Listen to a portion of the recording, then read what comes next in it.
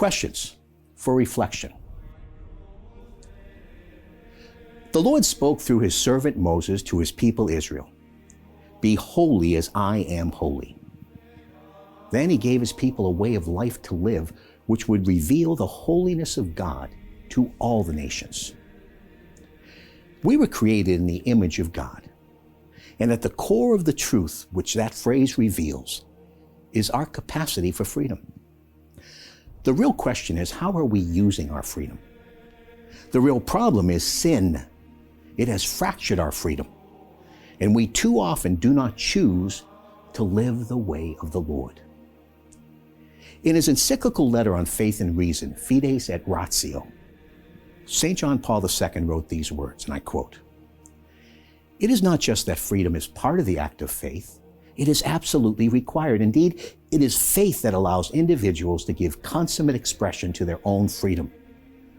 Put differently, freedom is not realized in decisions made against God." And the Pope continued, "For how could it be an exercise of true freedom to refuse to be open to the very reality which enables our self-realization? Men and women can accomplish no more important act in their lives than the act of faith. It is here that freedom reaches the certainty of truth and chooses to live in that truth." That's paragraph 13. All of this invites us to pause and reflect upon our own lives and our own choices. This 40-day season of repentance and conversion called Lent presents us with an opportunity to turn away from sin and turn toward the Lord. Have we offered the Lord our freedom? The psalmist David regularly sang psalms of praise to the Lord, thanking him for his law, the precepts which lead us to holiness and happiness. So in our response to today's readings, we are invited to sing along with him. The precepts of Yahweh are honest, joy for the heart. The commandment of Yahweh is pure, light for the eyes. How do we view the Lord's precepts, his commandments? Do we see them as an imposition or an invitation? The gospel of the day is sobering and challenging. Jesus speaks to us of the final judgment and how our own lives will be evaluated. His identification with the poor in all their manifestations is obvious. Jesus comes to us and the poor and the needy in our daily lives. How we treat them reveals the depth and sincerity of our love for God. This is a long-standing teaching of the Church, precisely because it is a clear teaching of Jesus himself. It cannot and must not be minimized or marginalized by trying to enclose it in any political box, no matter what the label.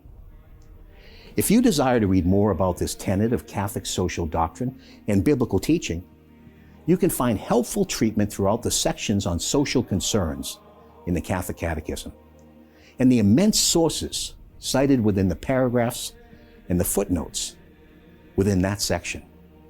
Let me share a few. 2444. The Church's love for the poor is a part of her constant tradition. This love is inspired by the gospel of the Beatitudes, of the poverty of Jesus, and of his concern for the poor. Love for the poor is even one of the motives for the duty of working so as to be able to give to those in need, citing Ephesians 4. It extends not only to material poverty, but also to the many forms of cultural and religious poverty. End quote. This morning, on this Monday of the first full week of Lent, we heard this passage from the Gospel at St. Matthew at Holy Mass. Listen again to these stunning words of Jesus.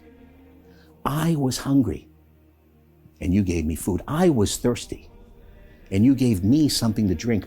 I was a stranger, and you welcomed me. I was naked, and you gave me clothing. I was sick, and you took care of me. I was in prison, and you visited me. How well I understand the question posed by his stunned disciples. Lord, When did we see you hungry or thirsty or a stranger or naked or ill or in prison and not minister to your needs? It was an extraordinary statement. However, as I've aged, I've come to see the many faces of poverty, and I'm learning to recognize the face of Jesus as he is revealed in them all. Have you ever considered the significance of the fact that the same Jesus who promised to be with us always also told us that the poor would be with us always? That is because these are connected. Indeed, in a sense, they are one and the same, in a way that is revealed with the eyes of living faith. The poor you will always have with you, but you will always not have me. Matthew 26. And behold, I am with you always until the end of the age. Matthew 28:20. The face of Jesus is found in the face of the poor, for those with eyes to see. The word of Jesus is spoken through the poor, for those who cultivate the ears to hear. The cry of Jesus is heard in the cry of the poor, at least for those who stop to listen. That's the deeper meaning behind this sobering scene recounting the Last Judgment, recorded by the evangelist Matthew in the 25th chapter of his gospel. How do we treat the poor?